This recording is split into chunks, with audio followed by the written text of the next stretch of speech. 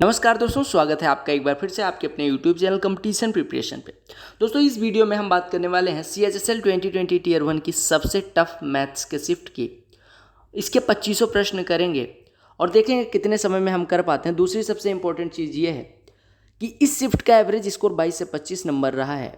वो भी देखेंगे कि क्यों रहा है, कैसा प्रश्न आ गया था और ऐसा प्रश्न आने पे कैसे अप्रोच करनी चाहिए, वो सारी चीज़ें। ठीक है, बाकी CHSL के topic wise shift wise solutions आपको मिल ही जाएंगे। तो चैनल पे नए होना सब्सक्राइब कर लेना। टेलीग्राम चैनल से नहीं जुड़े हैं, लिंक डिस्क्रिप्शन में है, उधर भी जुड़ सकते हैं। अगर आपका कोई पर्सनल डाउट है आप मुझे इंस्टाग्राम पे मैसेज कर सकते हैं। तो चलो पहले प्रश्न पे आते हैं। पहला मैथ का प्रश्न कहा गया, ABCD is a cyclic quadrilateral whose diagonals intersect at P, DBC 72 degree, BAC 42 degree, then the measure of BCD। BCD का मेजर करना है, यानी BCD की वैल्यू बतानी। साइक्लिक क्वाड्रिलेटरल बेसिकली होता है ऐसा क्वाड्रिलेटरल जिसके all four vertices lie on the circumference of ये सर्कल। ठीक है, हम बना लेते हैं एक क्वाड्रिलेटरल जो साइक्लिक हो। साइक्लिक इन द सेंस चारों शीर्षों को हमें सर्किल पे रखना है। हमने कह दिया भैया बिल्कुल, आपको वहाँ पे डिज़ाइन तो बनाना नहीं है, फिर भी मैं यहाँ डिज़ाइन बना रहा हूँ ताकि आपको समझ में आ जाए। ABCD कोई साइक्लिक क्वाड्रिलेटरल है। इसके डायगोनल्स खींच दो। एक ये डायगोनल हो गया, डायगोनल मतलब वर्टिसेस को मिलाए, और ये डायगोनल हो गया। ठीक है, थोड़ा सा तिरछा हो गया, लेकिन आप लोग इतना माइंड मत करिएगा। क्योंकि DBC जो कोण है आपका, वो कितने डिग्री का दिया गया? 72 डिग्री का। ठीक है, आपको दिया गया BAC जो कोण है वो 42 डिग्री का। तो आपको निकालना कौन सा कोण है? आपको निकालना है BCD की वैल्यू निकालनी है। ध्यान से देखिएगा, अगर मैं बात करूं जीवा DC द्वारा, यानी कॉट DC द्वारा, वो अगर सरकमफ्रेंस के पॉइंट B पे देखूं तो कौन सा कोण बन रहा है? 72 अंश का। तो इसी जीवा द्वारा दूसरे बिंदु यहाँ पे जो कोण बन रहा है वो भी 72 अंश का होगा। ठीक है, सिमिलरली अगर मैं बात करूं जीवा BC द्वारा, देखिए कि वृत्त के परिधि पे 42 अंश का कोण बन रहा है। ये भी कोण इसी जीवा द्वारा बन रहा है, यानी ये भी 42 अंश का होगा। अब आपको जो निकालना है उसकी वैल्यू निकाल लीजिए। आपको BCD निकालना था, मुझे तो लगता है इसकी कोई ज़रूरत नहीं थी। BCD आपको निकालना था। BCD कितना होगा? ये वाला कोण निकालना। आपको पता है कि अगर ABCD साइक्लिक क्वाड्रिलेटरल है तो कोण A प्लस कोण C कितना होगा? 180 अंश होगा। आपको कोण A की वैल्यू पता है, 72 और 42 कितना हो जाएगा? 114, यानी ये 114 प्लस C बराबर 180, यानी C बराबर 180 माइनस 114, यानी कि ये कितना हो जाएगा? 66 अंश। तो बहुत आसान सा प्रश्न बन रहा है। DI के प्रश्नों की मैं अलग से प्लेलिस्ट बनाऊंगा, उसमें सारे शिफ्ट के DI के प्रश्न होंगे, तो DI के प्रश्न छोड़ते चलेंगे। अगला प्रश्न देखिएगा, कहा गया कि त्रिभुज ABC में DE पैरेलल है BC के। DE किसके पैरेलल है? BC के पैरेलल है। कहा गया where D and E are points on sides AB and AC respectively. If AD is equal to this one, BD is equal to this one, AC is equal to this one, AE is equal to X, तो X की value find करनी है। देखिएगा, कहा गया triangle ABC पहले draw कर लीजिए। ये ट्रायंगल ABC है। ठीक है, कहा गया AB और AC पे दो बिंदु हैं, D और E। ठीक है, अब आपसे कहा गया कि DE पैरेलल है BC के। DE पैरेलल हो गया BC के, यानी ADE सिमिलर हो जाएगा ABC के। कहा गया AD इज इक्वल टू 2 दिया गया, BD इज इक्वल टू 5.2 दिया गया। ठीक है, आपसे कहा गया AC इज इक्वल टू 9, यानी पूरी भुजा 9 है। A की वैल्यू X दी गई है, तो आपसे पूछा गया X की वैल्यू क्या होगी। आपको पता है ट्रायंगल ADE और ट्रायंगल ABC अगर सिमिलर है तो हम कह सकते हैं AD यानी कि 2 डिवाइडेड बाई AB यानी 2 प्लस 5.2 यानी 7.2 इज इक्वल टू हो जाएगा AE बटे AC। A की वैल्यू X दी गई है, AC की वैल्यू 9 दी गई। ये इससे कटेगा 0.8 देगा। 0.8 मतलब कि 20/8 हो गया। X बराबर आ गया 20/8, यानी कि ये कितना हो जाएगा? 8 से डिवाइड करें, 8 दूनी 16, यहाँ पे बचेगा 4, 2.5। X की वैल्यू 2.5 आ जाएगी। अगला प्रश्न देखिएगा, कहा गया ट्रायंगल PQR में जो कि इंस्क्राइब्ड है एक सर्कल में। सबसे पहले एक ट्रायंगल बनाते हैं PQR जो एक इंस्क्राइब्ड है एक सर्कल में। अच्छा प्रश्न है। ठीक है, इस शिफ्ट में मैंने देखा कि अच्छे अच्छे प्रश्न आए हुए हैं। ये एक सर्कल में इंस्क्राइब्ड है, हालांकि सर्कल में इंस्क्राइब्ड है तो थोड़ा ऐसे बनाओ कि लगे भी कि इंस्क्राइब्ड है इसमें। ये देखो, ये आपका P बिंदु है, ये Q बिंदु है, और दिस वन इज R। ठीक है, आपसे कहा गया कि bisector of P cuts QR at S and circle at T। आपको दिया क्या गया है? आपको दिया गया है कि ये बिंदु T है, ये वाला बिंदु T है, और और इसको QR को S पे टच करता है। ठीक है, आपको लंबाइयाँ दी गई हैं, PR की 5 दी गई है, PS की 6 दी गई है। ठीक है, और ST की 4 दी गई है, यानी ये वाली भुजा 4 है। आपसे लंबाई निकालने को कहा गया PQ की। आप ध्यान से देखिएगा, अगर मैं सबसे बेसिक पे जाऊँ तो मुझे पता है कि एंगल बाइसेक्टर अगर PS है, अगर ये बाइसेक्ट करता है यानी ये एंगल PS एंगल बाइसेक्टर हो गया। और एंगल बाइसेक्टर की लंबाई अगर पूछी जाए तो आपको पता है कि अगर ट्रायंगल पी क्यू आर है उसका पी एस बाइसेक्टर, तो हम कह सकते हैं यहाँ से कि पी एस का स्क्वायर बराबर क्या होता है, पी एस का स्क्वायर बराबर होता है P Q into P are, P Q into P are minus P Q into P are minus Q S into S are. ये होता है, आपको पता ही होगा। दूसरी चीज, अगर मैं दूसरा फार्मूला की बात करूं तो पी एस, देखो पी टी एक जीवा है और क्यू आर एक जीवा, जो दोनों एक कौन से बिंदु एस पे काटती हैं, तो आप कह सकते हैं कि Q S into S R बराबर होगा P S into S T. यानी आप यहां से क्या कह सकते हैं, P S into S T बराबर हो जाएगा Q S into S R, Q S into S R. यानी Q S into S R की जगह पे आप P S into S T रख सकते हैं। यानी यहाँ से आपका बन गया पी एस स्क्वायर बराबर P Q into P are minus क्या रख सकते हैं, P S into S T. ठीक है, P S into S T. अब वैल्यू पुट कर दीजिए धड़ाधड़ सबकी। तो पी एस का स्क्वायर यानी कि 6 का स्क्वायर 36, ये बराबर हो जाएगा पी क्यू आपको निकालना है into P are 5 minus P S कितना है 6 इंटू एस टी 4, यानी पी क्यू इंटू 5 बराबर हो जाएगा 36 प्लस इधर ये 24 आ जाएगा, यानी 5 पी क्यू बराबर 60, यानी पी क्यू बराबर कितना हो जाएगा 12। आपने एक फार्मूला ये देख लिया, यानी आपको पता चल गया पी एस स्क्वायर बराबर होता है P Q into P are minus P S into S T. यहाँ से ये फार्मूले का डेरिवेशन भी आपको पता चल गया, आपको पता है ये होता है, ये होता है, आप ये निकाल लेंगे कैसे, Q S into S R की वैल्यू यहाँ पे पुट कर देंगे तो ये फार्मूला आपका बन जाएगा। यानी पी एस स्क्वायर बराबर कितना हो जाएगा, P Q into P are minus P S into S T, ये एक फार्मूला ये बन गया।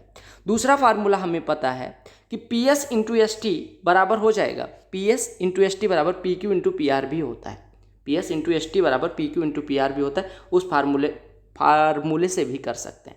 हालांकि ये फार्मूला मुझे लगता है सबसे बेस्ट फार्मूला है आपके पास, अदरवाइज आपको पता है कि ऐसे भी कर सकते थे कि इसका पी क्यू और पी आर का जो प्रोडक्ट होगा यानी 5 इंटू पी क्यू, ये बराबर हो जाएगा पी एस यानी 6 इंटू पूरा भुजा पी टी, यानी कि ये 6 है पूरा, मतलब 6 4 10, यानी कि हो जाएगा 5 पी क्यू बराबर कितना हो जाएगा 60, यानी पी क्यू बराबर 12। यानी एक फार्मूला और नोट कर लीजिएगा, वो फार्मूला क्या कहता है, P S into P T बराबर P Q into P R. ये फार्मूला भी है, इसे लोग कहते हैं शॉर्ट हो जाता है, मुझे नहीं लगता है, ये मुझे बेसिक पसंद है तो मैं बेसिक से करवा रहा हूँ। हालांकि किसी भी प्रश्न की सारे तरीके पता होना ज़्यादा सही रहता है, लेकिन जिस तरीके पे आप प्रैक्टिस करते हैं वो बेटर होता है। क्योंकि sum of 11,236 is divided among B A and C, कहा गया ए बी सी के बीच में 11,236 रुपये इस प्रकार से बांटे जाते हैं कि ए और बी के धन का अनुपात 3:5 है और कहा गया ए और सी के धन का अनुपात 4:7 है। देखिएगा अगर इसको 4, जो ए पहले 3 दिया गया है वो बाद में 4 दिया गया, तो हम 3 और 4 दोनों हटा के 3 और 4 के एलसीएम यानी 12 बना लेते हैं। अगर इसको 12 बनाना है तो इधर 4 से गुणा कर दो, तो इधर भी 4 से, यानी ए और बी का अनुपात हो जाएगा 12 और 20। और कहा गया कि ए और सी का अनुपात 4:7 है, यानी ए अगर 4 है तो सी 7 है, ए 4 नहीं है, ए कितना है 4 का 3 गुना 12, तो सी भी 7 नहीं होगा, 7 का 3 गुना यानी कि 21 हो गया। यानी आपके पास ए बी सी का अनुपात आ गया। अब आपसे कहा गया कि बी का शेयर निकालना, बी का शेयर आपको पता है कितना है 20, आउट ऑफ 20 + 12 + 21 यानी कि 20 और 33 53 हो जाएगा। यानी 53 में से 20 हिस्सा किसका है, बी का, तो बी का हिस्सा 11,236 में से कितना होगा 20/53 गुणे 11,236, ये डिवाइड करेंगे 53 दूना 106 6 और ये 63 आ जाएगा, 53 इकन्नम 53 10 106 53 दूना, यानी तो 20 से गुणा करना है, यानी कि 424 के बाद एक जीरो लगा तो आंसर आ जाएगा। अगला प्रश्न देख लो, कहा गया ए बी सी 3 व्यक्ति हैं जो x 30 और 45 दिन में कार्य कर सकते हैं, यानी A can complete it in x days, B 30 days and C अगर काम करे तो 45 दिन लगाते हैं। क्योंकि बी और सी ने 6 डेज तक वर्क करा, उसके बाद में रिमेनिंग वर्क ए ने 12 दिन में ख़त्म कर दिया, तो एक्स की वैल्यू क्या है। ध्यान से देखिएगा 30 और 45 दिन में कर सकते हैं, यानी कि अगर हम टोटल वर्क को 90 डेज माने, मतलब 90 यूनिट माने, तो ये एक दिन में 3 करते होंगे, ये भाई साहब एक दिन में 2 करते होंगे। दोनों मिलके कितने दिन काम करते हैं, एक मतलब दोनों मिलके काम करेंगे तो एक दिन में 5 यूनिट होगा, 6 दिन कर दिया यानी 30 यूनिट, यानी 90 में से 30 यूनिट हो गया, यानी बचा कितना 1/3 काम हो गया, यानी बचा कितना 2/3। और ए 12 दिन में 2/3 करते हैं, यानी ए को 2/3 काम करने के लिए 12 दिन लगते हैं, तो पूरा काम करने के लिए 12 × 3/2 दिन लगेंगे, यानी 12 × 3/2 यानी कि 24 दिन लगे, सॉरी ये कितना 18 दिन, यानी 18 दिन। और यही आपको दिया गया था x डेज कि ए x दिन में पूरा काम करता है, हमने जब निकाला तो ए 18 दिन में पूरा काम करता है, यानी x की वैल्यू 18 आ गई। समझ आ गया। अगला प्रश्न देखिएगा, एक्स वाई जेड का योग दिया गया, ये दिया गया x cube plus y cube plus z cube दिया गया।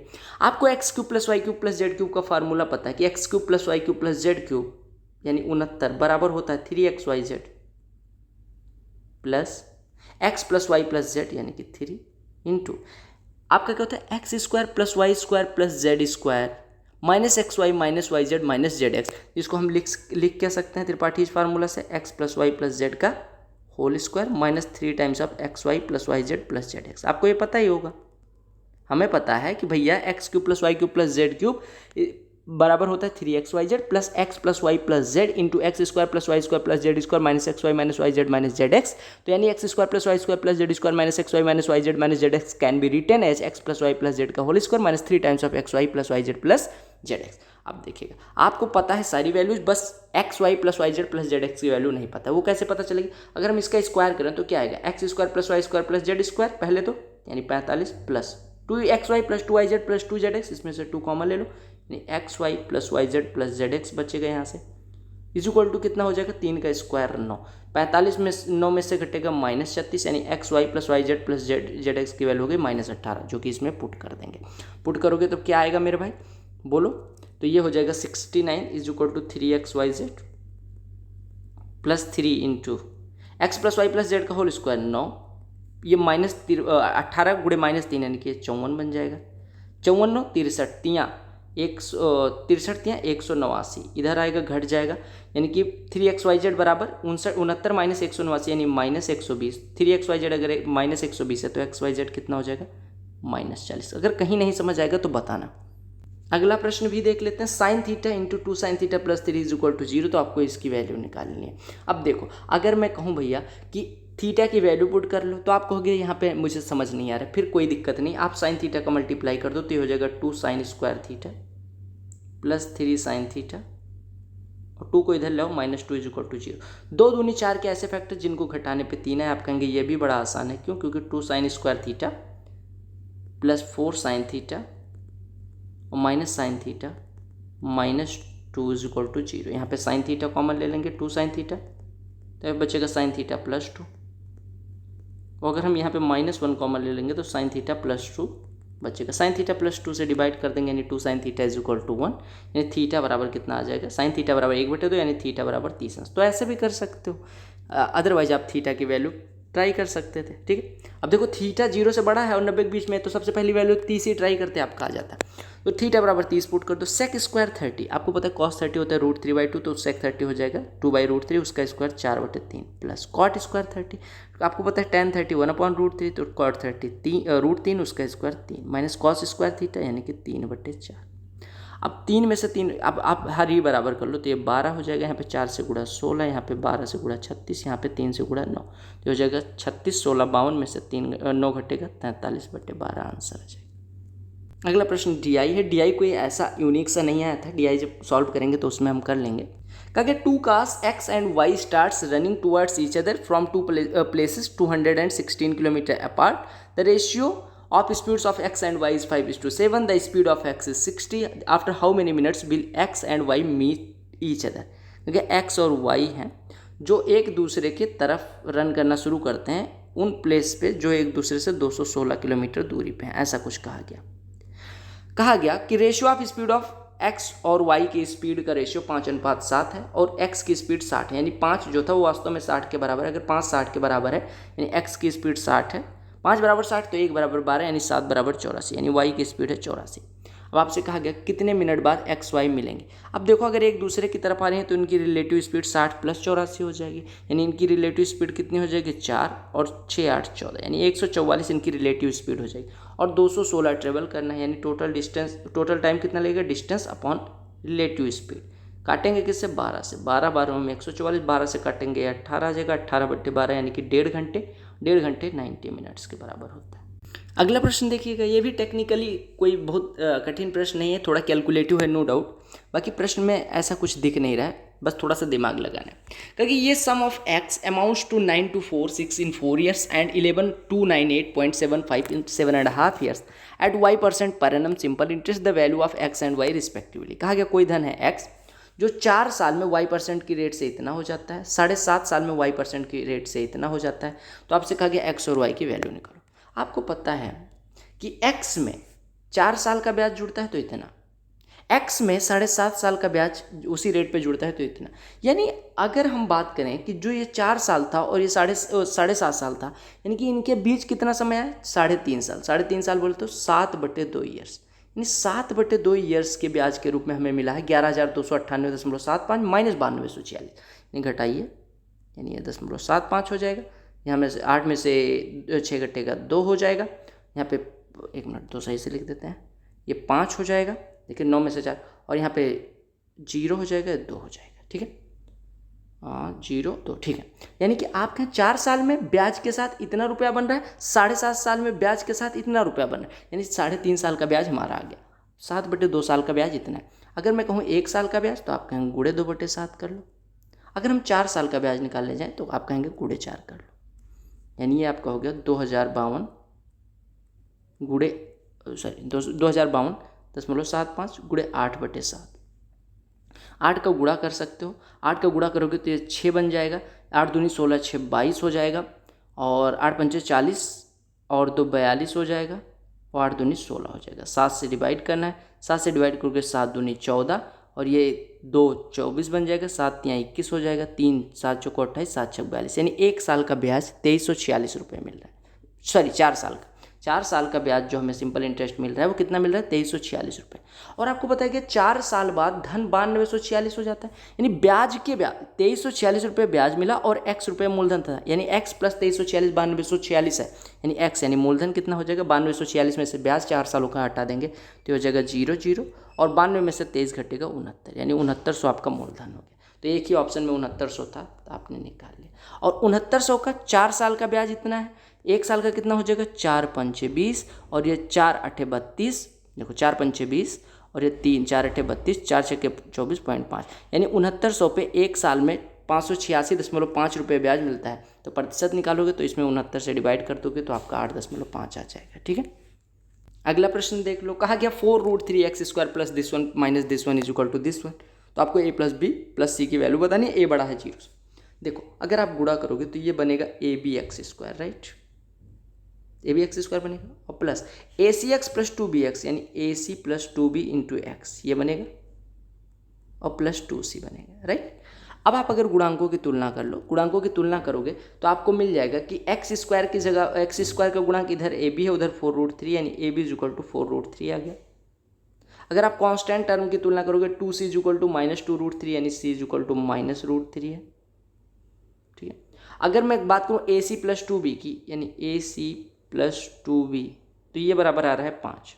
अब मैं अगर यहाँ पे c की वैल्यू रख दूँ तो यहाँ से हमारा -√3 है plus 2b is equal to 5 आ रहा है, राइट। अब देखिए हमें a plus b plus c की वैल्यू फाइंड करनी है। अब देखिए a b is equal to 4√3 है, और अगर आप देखें तो ये कितना हो जाएगा। अब अगर मैं यहाँ से a बराबर √3 रखूँ और b बराबर 4 रखूँ, देखिए अगर मैं a बराबर √3 रख दूँ और b बराबर 4 रख दूँ तो यहाँ पे देखिए a बराबर √3 रखेंगे तो ये -3 बनेगा, और प्लस b बराबर 4, 2 चौको 8, तो 8 - 3 5 हो जाता है, यानी a की वैल्यू आ गई, b की वैल्यू आ गई, और c आपको पता है, यानी a को हमने रखा है √3, b को रखा है 4। अब आपको निकालना क्या था, आपको निकालना था a प्लस बी प्लस सी, यानी कि 4 प्लस √3 माइनस √3, यानी आपकी वैल्यू हो जाएगी 4। समझ आ गया। अगला प्रश्न देखिएगा, कहा गया कि ट्रायंगल ABC में D और E दो बिंदु हैं AB और BC पे, कहा गया BD अनुपात DA दिया गया, CE अनुपात EB दिया गया, तो आपको DC और AE अगर F पे इंटरसेक्ट कर रहे हैं तो FD अनुपात FC निकालना। ध्यान से देखिएगा, फिगर को थोड़ा अच्छा थोड़ा बड़ा बनाते हैं, 1 मिनट, इसको थोड़ा इधर करके बनाते हैं। ये देखिएगा B पॉइंट ये मान लो, क्योंकि B देखो AB और BC दोनों में कॉमन है। कहा गया इस पे कोई पॉइंट D है, इस पे कोई पॉइंट E है, राइट। आपको कहा गया ये कौन कौन से पॉइंट, ये CD को मिलाया गया और AE को मिलाया गया, तो ये कौन से बिंदु पे काटते हैं, F पे काटते हैं। तो आपसे कहा गया FD अनुपात FC निकालें। अब जो दिया गया वो रखते हैं, BD 1 है और DA कितना है, 2 है, ठीक है। कहा गया CE 1 है तो ई भी कितना है 4 है, बिल्कुल सही है। आपको डी सी और ए कट रहे हैं एफ पे, तो एफ डी अनुपात एफ सी, ठीक। अब मास पॉइंट ज्योमेट्री का आपने नाम सुना होगा। आप देखिए यहाँ पे बी ई दूरी 4 है, इसी दूरी 1 है। आपको पता है जो ज़्यादा दूरी होती है वहाँ पे वेट कम, और जो कम दूरी होती है वहाँ पे वेट ज़्यादा। यानी कि 4 और 1 का 4 1 कम 4 बनाना है। 4 बनाने के लिए 4 में कितने से गुणा करें कि 4 हो जाए 1, तो यहाँ पे 1 रख देंगे। 1 में कितने से गुणा करें कि 4 हो जाए, तो 4 आ जाएगा, ठीक है। दूसरा, अगर यहाँ पे 1 वेट रखा है, यहाँ पे 4, तो रिजल्टेंट आपका 5 बनेगा, ठीक है। ऐसे अगर मैं इधर बात करूँ, आपको पता है ये दूरी 2 है, इधर दूरी 1 है, 2 1 कम 2 बनाना है, यानी यहाँ पे 1 वेट रख देंगे, यहाँ पे 2 वेट रख देंगे। अब आप देखिए, पहले हमने कहा यहाँ पे 1 वेट रखा है, फिर बाद में कह रहे हैं 2 वेट रखा है, यानी यहाँ पे 2 गुना कर दो, 1 का 2 गुना, यानी यहाँ पे 2 वेट रख दो, यहाँ पे 8 वेट रख दो, और यहाँ पे कितना हो जाएगा 10 हो जाएगा तब, ठीक है, समझ आ गया। अब आप देखिए 2 वेट यहाँ पे रखा हुआ है, 1 वेट यहाँ पे रिजल्टेंट कितना है, यहाँ पे 2 वेट रखा हुआ है, यहाँ पे 1, तो यानी रिजल्टेंट यहाँ पे 3 वेट रखा हुआ है। अब आपसे पूछा क्या गया था, आपसे पूछा गया था सी एफ अनुपात एफ डी निकालना है, या एफ डी अनुपात एफ सी की बात करिए। आपको पता है एफ डी, देखिए एफ, इस रेखा को देखिए, इस रेखा को अगर आप देखें तो यहाँ पे 3 वेट रखा हुआ है, यहाँ पे 8 वेट रखा हुआ है, यानी कि ये दूरी 8 और 3 का एलसीएम अगर निकालें तो 8 या 24, यानी कि अगर 24 बनाना है तो 8 में कितने से गुणा करें, 3 से, 3 में कितने से गुणा करें, 8 से, बस यही अनुपात आपका आ जाएगा। यानी आपका अनुपात पूछा गया था एफ डी अनुपात एफ सी, यानी एफ डी अनुपात एफ सी कितना हो जाएगा, एफ डी दूरी आई है 8 और एफ सी दूरी आई है 3, यानी 8:3। तो मास पॉइंट ज्योमेट्री जानेंगे तो बस फिगर से हो जाएगा। अगला प्रश्न कहा गया area of a triangular field whose sides are 65, 72 and 97 is equal to area of rectangle whose sides are in the ratio of 5:13, what is the perimeter of rectangular park. कहा गया एक ट्रायंगुलर फील्ड है जिसकी भुजाएं 65, 72 और 97। आप देखिए 5 का स्क्वायर 25, 2 का स्क्वायर 4, 7 का स्क्वायर 9, 5 + 4 9, यानी कि ट्रिपलेट बनाते होंगे, आप एक बार चेक कर लीजिएगा, यानी ये लंब एक आधार। तो इसका एरिया कहा गया एक त्रिभुज है, त्रिभुजाकार मैदान है जिसका एरिया एक रेक्टेंगुलर पार्क जिसकी साइड्स 5:13 के अनुपात में उसके एरिया के बराबर। अगर हम ट्रायंगल के एरिया की बात करें तो half into base 65 into height 72। आपको पता है इसका एरिया रेक्टेंगुलर पार्क के एरिया के बराबर है जिसकी साइड 5 और 13 है। अब साइड मान लेते हैं 5x 13x, यानी कि इसका एरिया हो जाएगा 5x × 13x। अब आप देखिएगा 5 13 65 कट गया, यानी कि एक्स स्क्वायर बराबर 72/2, यानी एक्स स्क्वायर 36, एक्स बराबर 6 आ गया। आपसे कहा गया था पेरीमीटर, पेरीमीटर कितना हो जाएगा 2 times of length plus width, 5x + 13x 18x, यानी 2 टाइम्स ऑफ 18x, यानी ये 36x हो जाएगा। एक्स बराबर 6 हो तो एरिया कितना हो जाएगा, पेरीमीटर कितना हो जाएगा 36 × 216, काम खत्म। अगला प्रश्न सिंप्लीफिकेशन का है, देखिएगा आप सबसे पहले ऑफ को सॉल्व करते हैं तो ये लिखा हुआ है 6 × 3 divided by 8 × 48 minus 6 divided by 4 into bracket को -2 कर लीजिएगा +5 माइनस 3 इंटू 4 डिवाइडेड बाई 6 18 कर दीजिए। अब देखिएगा 3 में अगर 48 से डिवाइड करेंगे तो कितना आ जाएगा 1/16, 6/16 यानी कि 3/8 लिखा हुआ है, ठीक है। माइनस 6 में 4 से डिवाइड करेंगे 3/2, 3/2 में -2 से गुणा करेंगे, देखिए ये 3/2 बन रहा है, 3/2 में अगर -2 से गुणा करेंगे तो प्लस का 3 बन जाएगा, यानी +3 लिखा हुआ है, प्लस 5 माइनस 12 में 18 से डिवाइड करेंगे तो 2/3 बन जाएगा। एलसीएम ले लेंगे तो ये 24 एलसीएम आ जाएगा। यहाँ पे गुणा होगा 3 से 9, यहाँ पे 8 में 24 से गुणा होगा तो 8 × 24 192 मेरे ख्याल से, और माइनस यहाँ पे 8 से गुणा होगा 16 हो जाएगा, यानी 192 में से 7 बेसिकली घट जाएगा, यानी ये 185/24 आएगा। 24 7 168, 17 बच जाएगा, यानी 7 सही 17/24 आपका आंसर हो जाएगा। अगला प्रश्न देखिएगा, क्या sin थीटा 11/15 है, sec theta minus tan theta निकालना। sec थीटा होता है 1/cos थीटा, tan थीटा होता है sin theta upon cos theta, यानी हर बराबर तो एक में हो जाएगा 1 - sin theta upon cos theta. 1 - sin theta यानी 1 - 11/15 यानी 4/15 हो गया, divided by cos theta √1 - sin square theta यानी 1 - sin स्क्वायर थीटा 121/225, यानी ये हो गया 4/15 बाई √ में 225 में से 121 घटेगा 104/225 का वर्गमूल 15, ये कट गया, यानी आपका हो गया 2/√26। 1 मिनट, ये क्या कह सकते हैं हम, यहाँ से आपका हो गया 4/√104, 4/2√26 यानी 2/√26 हो गया। अब √26 का ऊपर नीचे गुणा कर दें, या आप कहें √13 का ऊपर नीचे गुणा कर दें तो 2√13 अपॉन ये कितना हो जाएगा, या आप √26 से गुणा कर दें तो हो जाएगा 2√26 अपॉन 26, 2 से ये कटेगा 13 हो जाएगा, यानी √26/13 आपका आंसर हो जाएगा। प्रश्न देखिए 1 + cos theta cosec theta minus cot theta sec theta divided by this one. अब आप देखिए 1 प्लस कॉस थीटा लिखिए, cosec theta minus cot theta, cosec theta होता है 1 अपॉन साइन थीटा, ये कॉस थीटा यानी ये 1 minus cos theta upon sine theta लिखा हुआ है, और इंटू सेक थीटा यानी 1 अपॉन कॉस थीटा लिखा हुआ है, divided by sine theta into 1 minus sine theta into ये हो जाएगा 1 plus sine theta upon cos theta. ठीक है, अब देखिए अगर मैं थोड़ी देर के लिए बात करूँ, 1 minus sine theta into 1 plus sine theta क्या हो जाएगा, ये हो जाएगा 1 माइनस साइन स्क्वायर थीटा यानी कि cos square theta, cos square theta cos theta से कट के केवल कॉस थीटा बचेगा, राइट। ऐसे अगर मैं बात करूँ 1 plus cos theta into 1 minus cos theta, 1 minus cos square theta यानी साइन स्क्वायर थीटा हो जाएगा, साइन स्क्वायर थीटा इससे कटेगा, यहाँ पे केवल साइन थीटा बचेगा, यानी आपका बचा कितना, देखिए यहाँ पे ऊपर बचा है साइन थीटा, नीचे बचा है कॉस थीटा, यहाँ पे नीचे बचा है साइन थीटा कॉस थीटा और बटे में 1 बचा हुआ, साइन थीटा से साइन थीटा कट गया, कॉस थीटा का गुणा कॉस स्क्वायर थीटा, 1 बटे cos square theta sec square theta.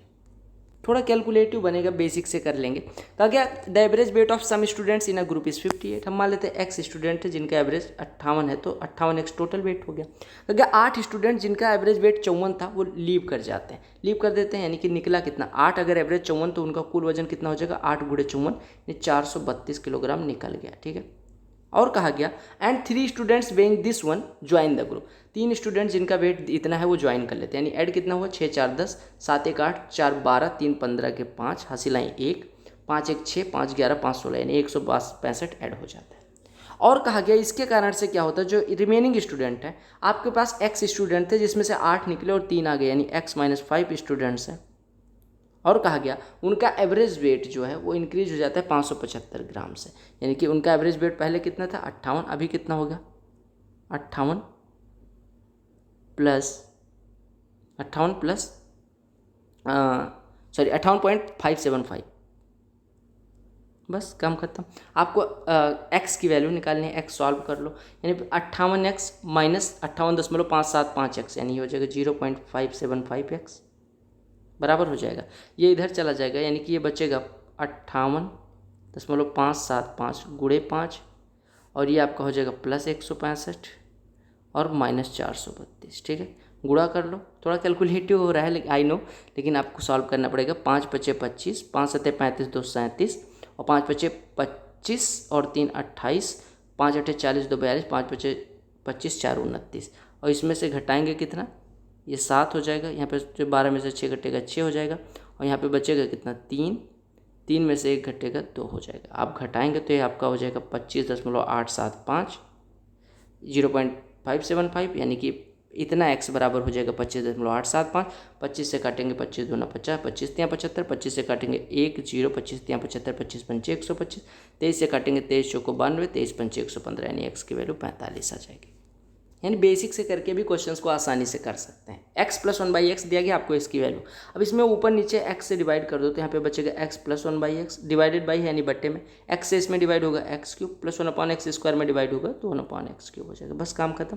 x plus 1/x root 7 हो तो x cube plus 1/x cube कितना हो जाएगा, रूट 7 का क्यूब 7 रूट 7, अरे x प्लस 1/x अगर k होता है तो x cube plus 1/x cube कितना होता है k क्यूब माइनस 3k, बस बात खत्म हो जाती है। यानी यहाँ पे k क्यूब यानी कि रूट 7 का क्यूब तो 7 रूट 7 माइनस 3k यानी 3 रूट 7 यानी हो जाएगा रूट 7 अपॉन 4 रूट 7 यानी 1/4 आपका आंसर हो जाएगा। अगला प्रश्न फिर DI छोड़ देते हैं। कहा कि एक शॉपकीपर है जो 17% प्रॉफिट कमाता है अगर 10% मार्केट प्राइस पे डिस्काउंट देता है। अगर कॉस्ट प्राइस 480 है तो आपको मार्केट प्राइस निकाल, अब वो होता है कॉस्ट प्राइस 480 है, इस पर वो कमाता कितना है 17%, यानी इसके 117/100 में बेचता है। कब, जब वो मार्केट प्राइस पे 10% डिस्काउंट यानी मार्केट प्राइस के 90/100 पे बेचता है। ठीक है, 100 कट गया, A0 से A0 कट गया, मार्केट प्राइस निकालना था, 9 से काट देंगे, 9 से काटेंगे 9 का 9 9 3 27 यानी मार्केट प्राइस 13 गुणे 48, 13 8 104, 13 चौको 52, 10 62, 624 रुपये हो गया।